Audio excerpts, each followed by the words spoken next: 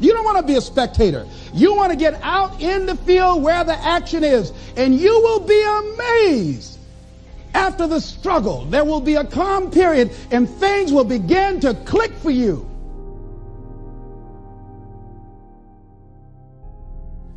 At a time when people are going to work and don't know whether or not they will have a job when they get off, and not necessarily because of their performance, but because of what's happening in the economy. At a time when there are challenges, more so than ever before, in personal relationships.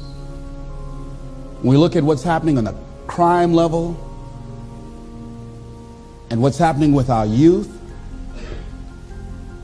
That many times I'm sure that we've all taken time just to stop and reflect. Many times when we hear what's happening in the news or read the newspapers, where's all of this leading to?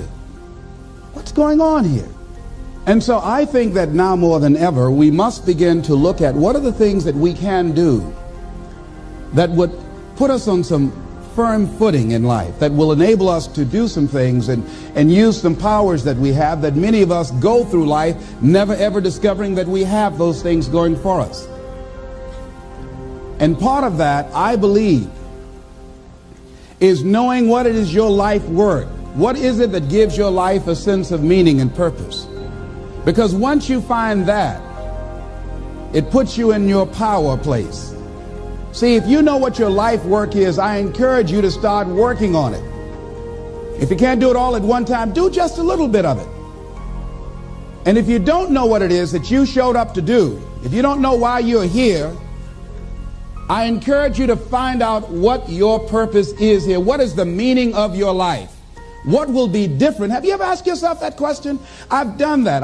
I remember coming from a friend of mine's funeral, and I was reflecting on how much time I had left. And I went for a walk in a park thinking about this guy whose life was so promising. And I mean, he wasn't an old guy. He was quite young, in fact. And I thought about all of the things that he said he was going to do, and he never got a chance to do those things. And I started thinking about my own life and how much time I had left to do the things that I would like to do. And at that time, I wasn't sure what my life purpose was, what my life's work was. I wasn't sure about it at that time. And I thought about it quite a lot. I had some idea, but I wasn't convinced, that I don't think I felt worthy. I didn't believe that it could be me to do this kind of work that I'm doing right now. And I say to you that if you begin to take a conscious effort to find out what it is that you're supposed to do, I say that it can literally save your life. I said that it can literally save your life. I was telling a group of people of a study that was conducted.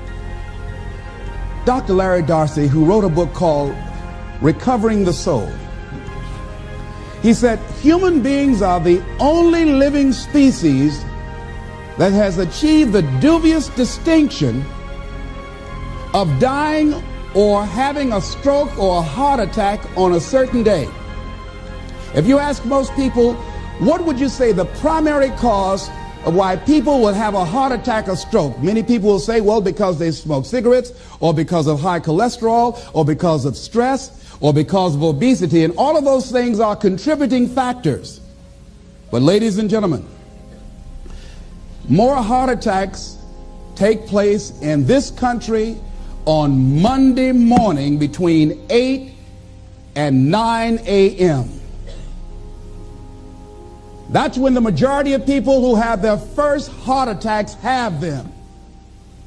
85% of the American public, according to recent studies, are going to jobs that they hate, working on jobs that do not challenge them. They get sick thinking about going. Migraine headaches. After the Sunday afternoon football game or 60 minutes, the anxiety began to build. And come Monday morning, they drop dead of a broken heart. Because, see, when you go to a job and you already know how far you can go, you can already see that proverbial glass ceiling. It's like going to a movie when you've gone in the middle of the movie. and you've seen the end, and you sit there to start all over again, but something is missing.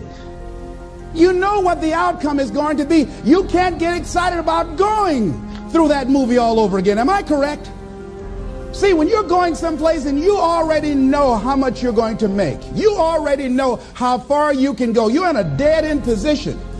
It erodes your self-esteem. It lowers your sense of yourself. It creates an inner turmoil. It creates an emptiness in you. So I say that your life is worth finding what it is that you're supposed to do. And I'm not saying quit your job. I'm saying find it and do just a little bit of it. When I wanted to become involved in speaking, I started just learning quotes, listening to other people's tapes, going to seminars, going to workshops, asking other people to help me. Just start working at it just a little bit, but do find out what your work is and hold on to it, and don't let your dream go. Don't let it go. See, and here's something else I want you to begin to look at. Why is it that most people don't pursue their dreams or don't do better than what they're doing if they're capable of doing it? I think that many of us don't go the next step because we don't know what to do yet. And I say that the reason that we don't even explore the possibility of what to do is because subconsciously we don't believe that it can happen for us, and we don't believe that we deserve it. So here's what I'm suggesting. How much time do you spend working on you? How much time do you spend every day working on your dream? In the last 90 days, how many books have you read? In the last year, what new skill or knowledge have you acquired? What kind of investment have you made in you?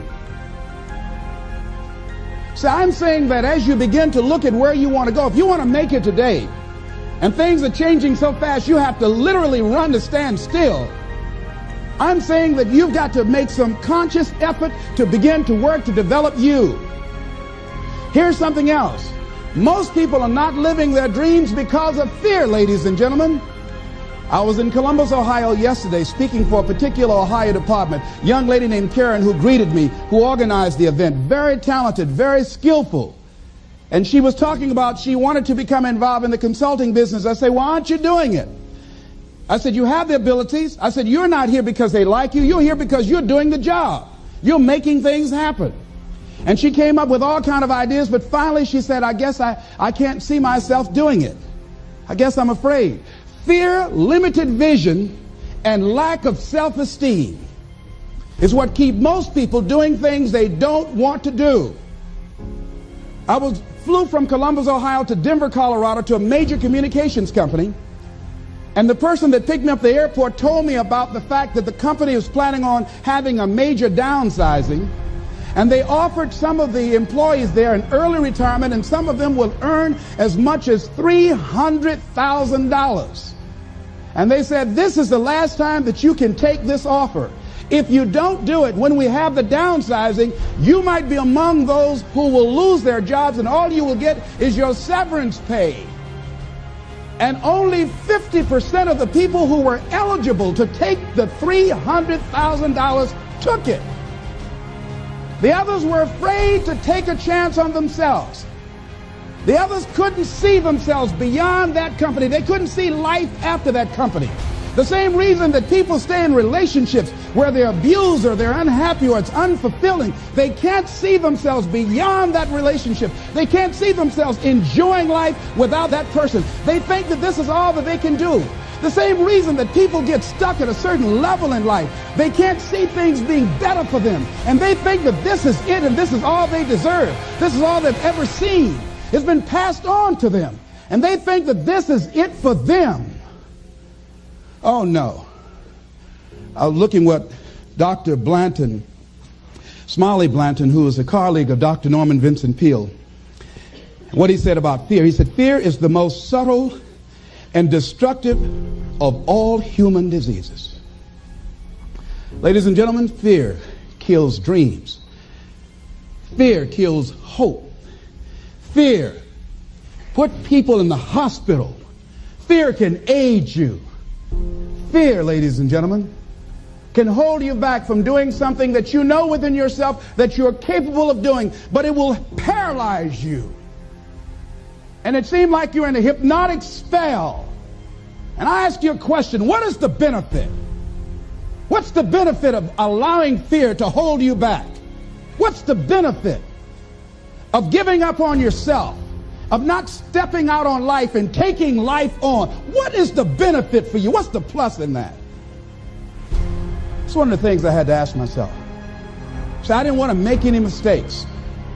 I wanted everybody to like me. I wanted to be perfect the first time I did something. It's not going to happen. You're going to make some mistakes. You're going to hurt some folks' feelings. You're going to create some enemies whenever you decide that you want to begin to take life on. You've got to ask yourself, how long am I going to allow this to hold me back? I like what Zig Ziglar says. He said, fear is false evidence appearing real. That is an illusion that we create in our mind. It is a state of mind that can be changed.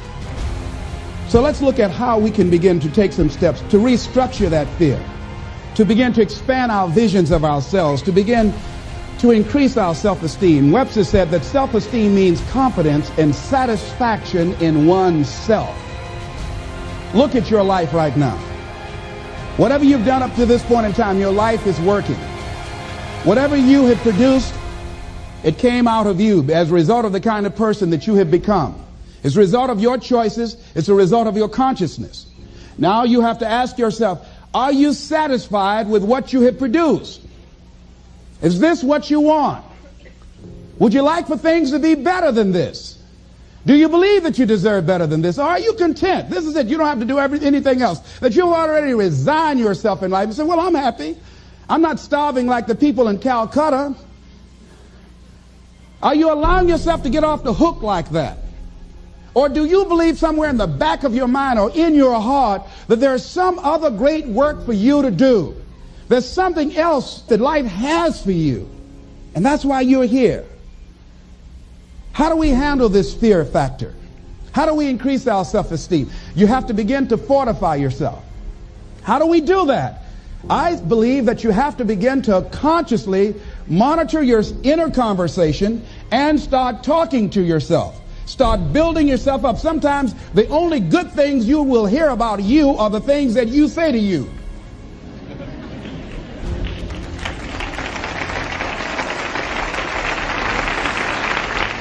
Young lady that was in the audience this afternoon said to me, I told myself yesterday for the first time, I'm proud of me. And she said, I felt good about that. So I'm saying learn to be your own booster. Start building yourself up. Start encouraging yourself. Start saying, I can do this. I can make this happen. When I started thinking about becoming a speaker, I said, yes, I can do this. I can make this happen. When I start trying to convince myself I can be a businessman after flopping and failing and losing thousands of dollars and feeling stupid and dumb and having people take advantage of me because of what I didn't know. I had to talk to myself because people were saying to me that I was dumb. And somewhere in the back of my mind, I was saying, you're right. Look at what I've done. I had to say, no, Les. Hey, come on, man. Get yourself together. You can handle this. You just haven't figured it out yet. It's all right. This is your training period. This is the tuition you have to pay for what you don't know. You can do this. Other people have done it. It doesn't take an Einstein. Get you some people that can teach you some stuff that you don't know. Get you some people that have done it successfully and learn from them. Take some seminars, workshops, read some books on how to manage a business. Change the way you see yourself and begin to tend to the personal details. Understand that nobody's going to take care of your business better than you. And when I start changing that kind of mindset of beating myself up because of my mistakes and start looking at the possibility of my doing better, of my making the adjustment that would enable me to do what I want to do successfully, things begin to change. And I'm saying, stop beating up on yourself. You do it. I know you do it. I've done it. It's a natural inclination for us to put ourselves down. See, we are born negative, I think, in a negative consciousness because we live in a negative world. So you don't have to teach children to lie. They'll lie automatically. You don't have to encourage kids to misbehave. They will do it by themselves. You don't have to encourage them to do the wrong thing. They would do it automatically. You have to correct their behavior. So I'm saying that we have to work through the challenges of life in learning how to begin to work to fortify ourselves. Begin to guard your mind against negative programming, like turn off the television.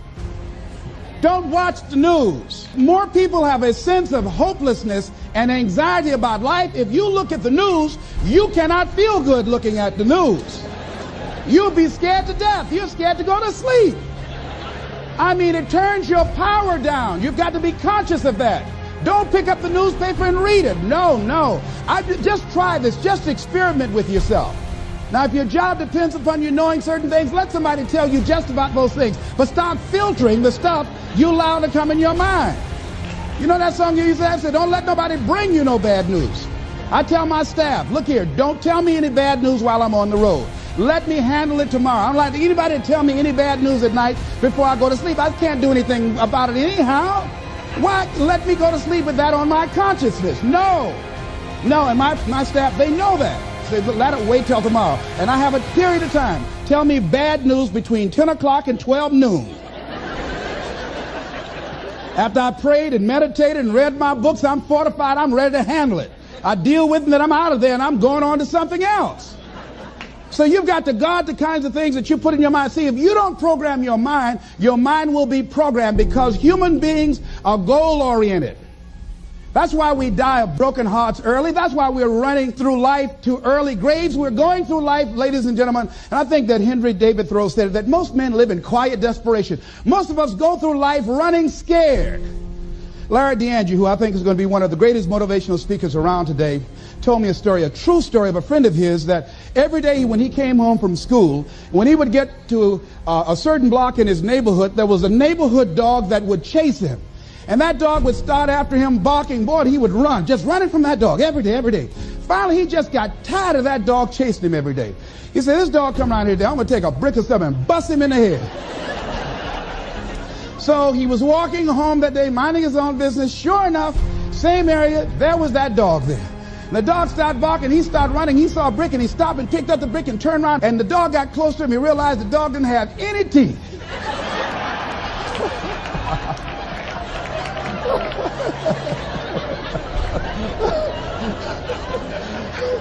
He said he put the brick down and said, get on out my way. And ladies and gentlemen, all our lives, many of us go through life running from things that ain't got no teeth to do us any harm.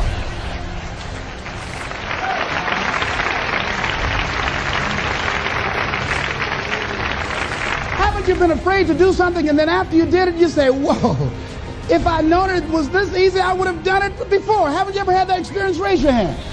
Absolutely. So we created this in our minds, false evidence appearing real. We made it real in our minds. That's why Churchill said there's nothing to fear but fear itself. That's the destructive monster. So turn off things that can contribute to your fear. Turn a deaf ear to people that all they can do is talk about how negative things are, because they have bought into the consciousness of the world. Start attending workshops, seminars, listening to tapes on a daily basis to begin to recondition your mind, to retrain your thinking. Faith comes by what? Hearing and hearing and hearing. Listen to things that can empower you, that can enable you to create a new reality for yourself, in a new life for yourself. You might appear to be strange around most people. You know, most people think you're strange if you're happy today. People say, how you doing? I said, better than good. Whoa, what's wrong with him? Just go around smiling and watch people. Look at this. Is this a weird guy over here? Because most people don't smile. Watch them. Look at their faces in the morning. Here we go, another Monday morning. How you doing? Haven't had my coffee yet. Don't ask me. See, these people have not found their purpose in life. That's why they're grumpy. That's why they're miserable. That's why they're so negative. They're hurting and they want to hurt other people. So start practicing using programs for your mind. Seminars, books, workshops. Keep a journal. Record your thoughts. What's happening with you? Every day when you get up, have a journal near you. I use a Jack Boland journal so that I can write down my ideas. I keep it by my bed so I can write down my thoughts. See, ladies and gentlemen, we get 3 to 4 thoughts a year that if we would act on those thoughts, they could change our life. Don't say, well, I'll remember that. No, write that thought down. I got a thought today I wrote down. A friend of mine is in the hospital. His morale is low. They're talking about amputating his foot. He's got to feel very bad. So I said, you know, not only am I going to see him, but I can't be there with him all the time. I said, I'm going to create a tape for him that he can listen to that will heighten his level of morale. We told him the other night, don't go to surgery. You are depressed. Your energy level is down. No, tell him not now. Don't do it now. In fact, most doctors who have any sense of awareness don't perform surgery on patients that are in a state of fear, that don't think they will make it. They wait till they're in a different state of mind. So I said, what about making tapes for people that are facing physical challenges? I said, that's a good idea. All right?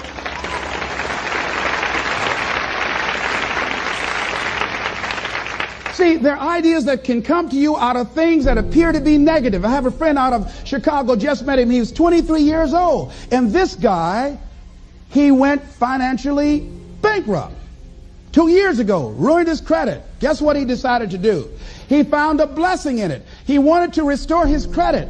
It was very challenging, very difficult. And he realized that a lot of other people during these particular times had ruined their credit. So now he started a credit repair business. Last year he earned over $100,000 helping people to restore their credit. I met a young lady who attends this church, that she was at her father's funeral and she was putting flowers on her father's grave, and she looked around and saw the other grave sites. They did not look well groomed and they were not attended to on a regular basis. She started a grave site maintenance business. Out of that tragedy, something positive has come out of it. And now she's earning more money doing that than on her present job. What idea are you sitting on? Write your ideas down. And then, once you get that idea, take the leap. Hello? Take the leap. See, a lot of people get the ideas and just walk around with them. Have you ever had an idea and all of a sudden you looked around and somebody had that idea and gone with it? Think you're going to be going with my hospital idea. Forget that, buddy. We will be out there together, Jack. Take the leap. See, it's out here in the universe. If you don't take the plunge, I guarantee you, somebody else will. Take the plunge. Go into action. And ladies and gentlemen, you will be surprised at how things will come together. You'll be surprised. Now, you're going to have some difficult challenges. I can tell you that now. Be aware of that. Things are not going to work out exactly right. For a time they will, sometimes. And that's when life is just playing a game with you. Want you to feel good and relax. And then after a while, say, okay, the honeymoon's over now. And then life will come over there and slap you side the head. Say, what you doing out here? Well, this is my dream life. Is that right? Come over here a minute. Oh, you went to the seminar, huh? Come here. I can tell you that. But ladies and gentlemen, go into action with your dream. And don't avoid where the fights are. Get in the midst of the fight. And get some hickeys on your head. Get knocked down so you can learn how to fight, so you can hold your position. See, most people don't get out in the arena of life because they don't want to fight. Most people don't get out there because they don't want to get knocked down. They don't want to be dropped to their knees. But see, you're going to be dropped whether you're on the field or whether or not you're sitting on the sidelines. You're going to be dropped. So at least get dropped for something. Don't get knocked down while you're sitting down. See, that's how most people are spectators in life. You don't want to be a spectator. You want to get out in the field where the action is. And you will be amazed. After the struggle, there will be a calm period and things will begin to click for you. Come out here with what you got. You don't have enough money? Don't worry about it. You got the dream. You got the idea. You don't have enough resources? Don't worry about it. You need some help? Don't worry about it. You get out here in the arena, someone will look at you and become inspired and say, hey, can I help you? But if you're sitting up on the bleachers, nobody's going to ask you anything.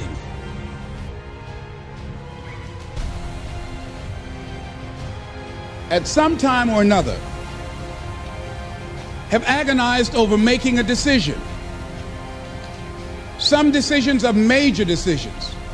And also there are a lot of small decisions that we don't make, that they tax our minds, they drain our energy, they create a lot of anxiety and nervousness and mental torment because we don't take care of it. We decide not to decide, which is a decision. Deciding to decide, to act, is a major, major challenge for all of us at different points in different areas of our lives. And there are things that happen to us along the way, experiences that we have that prevent us from working through the mental block of acting, of doing those things that we know we ought to do. And so what I want you to think about is, what is there that you know you need to do, that you want to do this, but for some reason or another, you've been holding back. For some reason or another, you just have not been able to gather your nerves or be able to work through the procrastinating or putting it off or justifying or blaming. Some reason or another, you just haven't done it. And you know you ought to do this. You really want to do this, but you don't know why you haven't done it. Anybody know what I'm talking about? Raise your hand, please. Okay, then I've got company here this evening. I'm not talking to myself. Now, first of all, we know that this is not easy. Because in order to begin to reinvent your life, you've got to make a conscious, deliberate, determined effort. That you really have got to put all of yourself into it. It's very challenging to act, to do those things. There are times when you're looking at it and you say, I know I need to do this, but I don't feel like it. I don't want to do it. I know I need to do it, yet leave me alone. No, I don't want to do it. So what do we do? What are those things that cause us to do like that? I think that among the things that prevent us from acting is the fear of failure. And if you've already failed, you don't want to fail again. The pain of that, the disappointment, the fear of loss is another thing. Because many times when we do those things that we know we need to do, we feel that we might lose somebody that we love very much and care about. We don't want to hurt anybody. Many of us don't act because we want other people's approval. We want everybody to like us and to accept us. And that's not possible. Many of us don't do the things that we want to do and don't act because of lack of self-confidence. We don't believe enough in ourselves. I have a friend who's been working on a job where she's miserable, talented, want to go to another place that she can do what she wants to do and make the kind of money that she would like to make, and had some offers. But because of her fear and her lack of self-confidence of things might not work out, she won't take a chance on herself. So there she is spending 8 hours a day, 5 days a week, and she's miserable. She hates to go to work.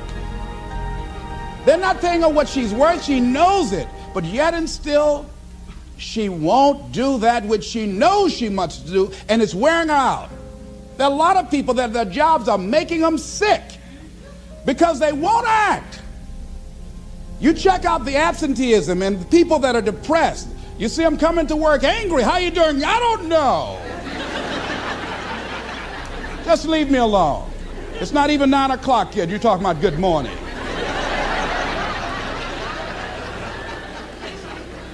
There are days you go to work, you want to just keep driving past the job. You don't want to stop because it's not in sync with who you are. But you haven't acted. Have another friend. This guy's brilliant. He's a business consultant. He helped a lot of people get their business started. And people come to him because they know he's knowledgeable. But this guy won't start his own business. Now, he's very smart. He can do it. Everybody believes in him except him. And he's so smart, he's talked himself out of it. Well, the numbers aren't right. So there are many reasons why we don't act. There are other things, though, that affect us. Is that not wanting to take personal responsibility. We want somebody else to do it. And many times we pick up our inability to do certain things from people that we love, people that we admire. We identify with them, and we live in the context of their ideas, their opinions, and their life patterns. We buy into it unconsciously. My mother is a pack rat. She keeps everything. She doesn't throw anything away. And I have unconsciously picked that up. Now, my mother never said, let me show you how to keep everything, Les, and just clutter things. I unconsciously picked that up. Many times unconsciously, we try to honor the people we love by being like them. By the same token, I realized something about myself when I had some major decisions to make, and I found myself acting like my mother. See, my mother's the kind of person that when she has a problem with one of the other foster children that she adopted, she won't confront them. She will call me. Les, why don't you tell Linda to move? She's lazy. She won't go to work. She runs the street all day, and then she comes home and wants to sleep all day, and I think she's doing drugs. I said, but Mama, why don't you tell Linda that?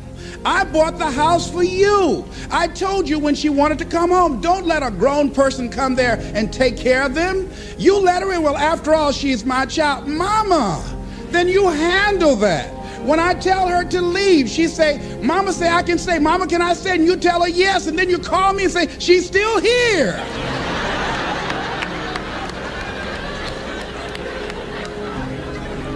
Why worry me with this? So Mama hasn't developed the courage to act on that. Some people won't act until there's a crisis situation. When Linda started stealing from Mama and took her Social Security check to get some drugs, Mama got some courage to say, get out of here and don't ever come back. But she wouldn't do it until then. And see, we don't have to wait until a crisis situation. I have a friend that has been having a challenge with losing weight. Both of us have been dealing with that challenge. And for the past 40 years, he's always seemed like weighed over 235 pounds. And so he said, man, I just can't lose weight. I'm big boned. I said, Bud, I've never seen any fat skeletons.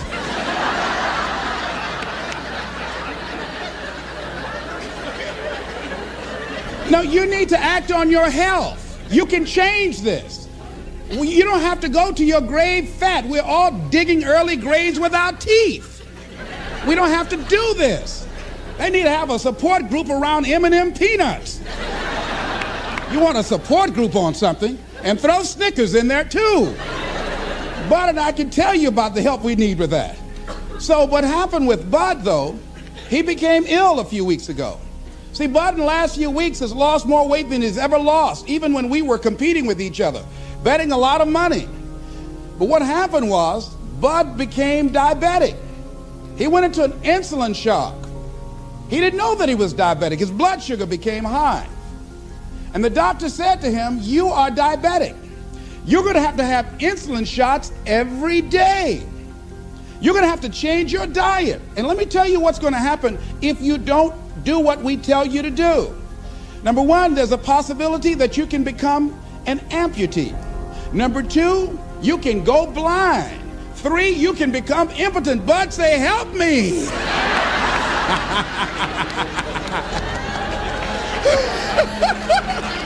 Like those guys with Paul, when Paul broke out of jail, those guys say, tell me what I must do to be saved. Bud wanted to be saved. I said, Bud, you want one of my peanut butter and jelly sandwiches? No. I said, Bud, I can't believe you're eating vegetables, man. You're exercising. He said, that's right, and jogging in place too.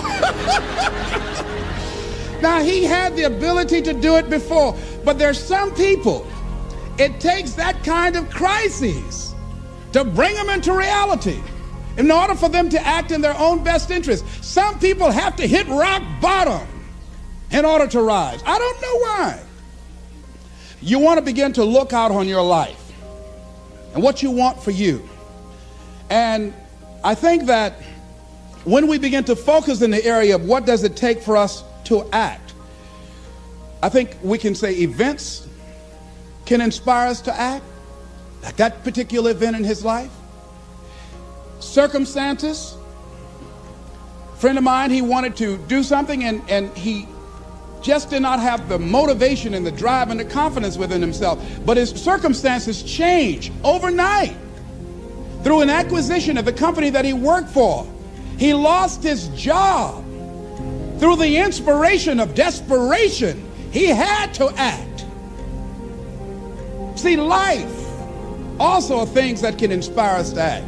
See, if we don't have the courage, and that's what it takes, courage. It takes guts to do that which you know you need to do. If you don't have the courage to act, life many times will move on you and make you act.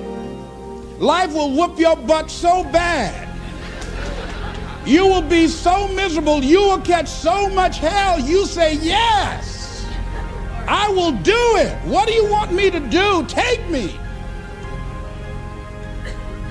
A friend of mine said, I can't stop smoking. I can't stop smoking. Doctor said, Sam Axelrod, you have emphysema. Sam never picked up another cigarette. And said, look at those stupid people smoking. Sam, you did it for 35 years. How can you talk about people? Well, I was different. I'm trying to help them. They don't have to do the same thing I did. But be compassionate, Sam. Isn't it interesting how quickly we forget? So I'm saying that look at something in your life. It might be just writing a letter to somebody to say thank you. It might be just to apologize to somebody. I had a confrontation in the Penobscot building with a security guard there. He responded to me what I perceived as a negative way, and he and I engaged in an argument. I did not like the way I handled that. I avoided going through the front door for a long time because I didn't want to face him. Finally, I decided to act, and I went up to him and said, I want to apologize to you for the way in which I handled this argument we had the other day. I was wrong. I hope you accept my apology. He said, I do. And I said, thank you very much. I felt relieved. Now, when you decide to act, it's not always going to be like that. A friend of mine did some work for me. It was below par, to say the least. I knew that this guy was capable of doing better work. I knew that he also had a fragile ego. So I was trying to think of what is the most sensitive way in which I can share this information with him. Because I wanted him to do my work over. I was going to pay him for what he did, but I needed my work done right. But I was afraid that I would hurt his feelings. I was very, very meticulous in how I approached him. And I said, let me share this with you. You know I care about you, and that you're a very talented and gifted person. And you and I both know that what you have given me is not a true reflection of your talents and abilities. And I'm saying, let's go back in the studio and do this again. And he said to me, I'm going to forget you ever said that.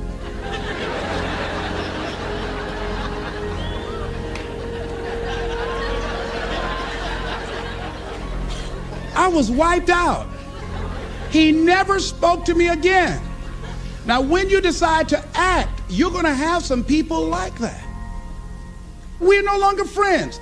I lost sleep over that, ladies and gentlemen. I said, I can't believe that. I remember sitting up one night looking at the phone. I said, I got to call him. He said, no. Then I said, no, forget that. I called, man, look here, we've been knowing each other too long to allow this to come between us. He said, don't call me anymore, and hung up.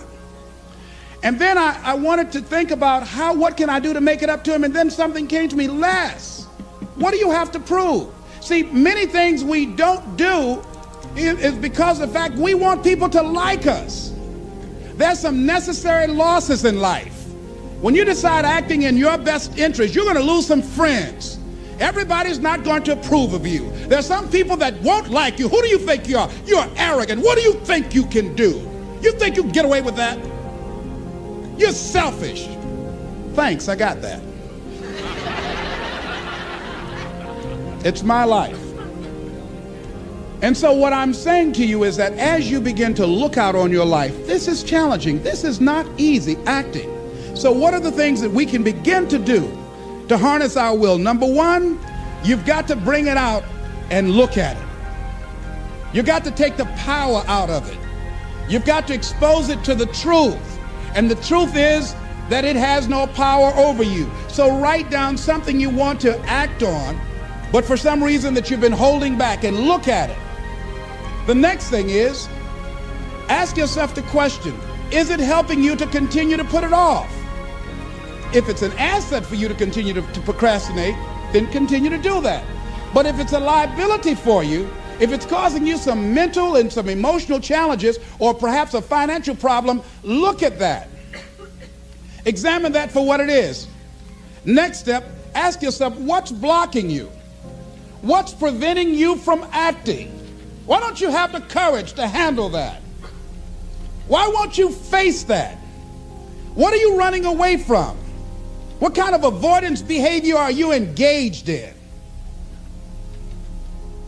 Next is, what is the worst thing that can happen when you take action? So I looked at that. And I said, what's the worst thing can happen when I tell him this? He can say, I don't like you. And he did. Now what happened? I experienced that. I looked at that. I saw that. And guess what, ladies and gentlemen? I didn't die. My feelings were hurt a little bit. I lost some sleep about it. And sometimes I think about it when I drive past his house. But I'm still here. It's uncomfortable. But it's okay. It doesn't bother me anymore. I've gotten used to it now. So what is the worst thing that can happen? I want you to visualize that, experience that, feel the nervousness and the discomfort. And the more you run it in your mind, the less power that it will have. Next is, how will you feel after taking this action? I felt a sense of personal achievement when I faced somebody that has been my mentor for years. And for years, there was something I wanted to tell him, and I didn't have the courage to tell him, because it was always, I was the student, he was the teacher. It was always, I looked up to him and admired him and held him in high esteem. And I was always grateful and thankful for the impact that he had on my life. And I loved him so much. I didn't have the courage to say to him, please stop drinking so much. You're an alcoholic. You need help. I didn't have the courage because I was afraid that he might not like me. I was afraid that he might be hurt and crushed, that we would no longer be friends. I didn't want to jeopardize what we had. I loved him a great deal, and I didn't know how this would affect our relationship. And I didn't even want him to know that I knew that he was an alcoholic. And so I was a coward. I was spineless. In the name of love, I did it to justify to myself to stop from helping somebody that I loved from dying. I said, I love him so much, I just can't tell him this. I don't even know how he would handle it, to know that I know that he's an alcoholic. And finally, after years, I developed the courage to face my teacher, my mentor, who has molded me, who looks at me now and wanted to do what I'm doing now and did not do it. Came at a different time, and it wasn't time for what he brought. And he's living through me. And I had to face this man who's been like a father to me and say, I got to tell you something. You've got a problem. I love you very much. Please stop drinking. You're killing yourself. It's not just social. You do it every day. You need help. And whatever I can do to support you in that, I will. Please stop. And he looked at me, and I had no idea how he was going to handle that. And first there was like, I dare you. And we just looked at each other. And then I reached out to embrace him. And we've never, ever embraced men, macho. We never hugged before. I hugged him, and he just stood there with his arms straight. He couldn't raise his arms to hug me back. And he was shocked. And after he got over the initial shock, when he could bring himself to speak, to maintain his composure, because he could never afford to let me, his student, see him vulnerable or admit that I was right. He said, I'll be seeing you. And I said, yes, sir. I said, tell your wife I'll be by the house to see you all before I leave. And when he walked away, at first I was very depressed about it. And I said, well, maybe it wasn't my place to do this. And you know, when you act, you're going to have some second thoughts. And then I said, no. I did what I felt. I did it because I feel very strongly about this. And fortunately, he called me back a few weeks later and left word with the answering service. Leslie Brown, I just want to say thank you. And hung up. That was a good feeling. When we look out on our lives, you ask the question, what are you going to do? Look at, as you think about this that you know you need to handle, what are you going to do? And then write down 3 strong reasons on why you know you must take action. And be explicit and descriptive in your reasons, because your reasons have power. Your reasons will drive you. When you have doubt, when your faith becomes weak, your reasons will fortify your faith. When you have an inner conversation, say, no, don't do that. Your reasons will become your rod and your staff to comfort you, to take you through those challenging moments. So write down your reasons. And what you will find, that when you decide to act, when you decide to take life on, and let me warn you, it can be painful, it will be uncomfortable, and that's where the growth is. When you're uncomfortable, when you're stretching out, when you're taking life by the collar, you're going to get thrown to the ground again and again and again. But when you have determination, and you know that what you're doing is right, it gives you your life, it gives a special meaning and power to you, you will have some power from on high. You will discover some things about yourself that will begin to electrify your personality. You'll begin to discover some things about you that you don't know you've got when you put yourself in that type of challenging situation.